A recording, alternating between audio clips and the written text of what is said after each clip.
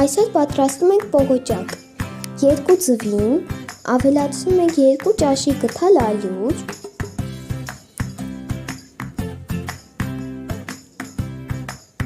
լավ խառնում ենք և ավելացնում ենք մի փոքր սոդա։ Սկզբում խմորը լինում է շատ պինդ, բայց հետո քիչ-քիչ փափկում են։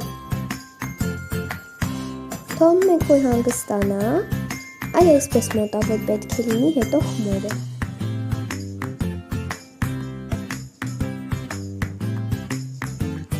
Տաք թավայի վրա լցնում ենք ձեթ և ավելացնում ենք մեր խմորը։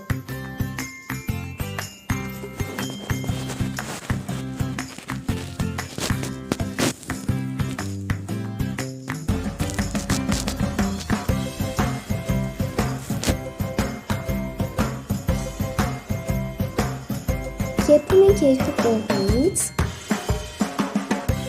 այն ստացվում է հաստ, բայց կարող է լինել նաև բարակ։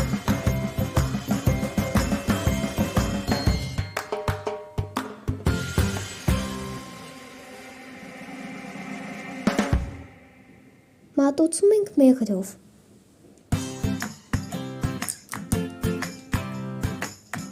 Բարի ախորժակ։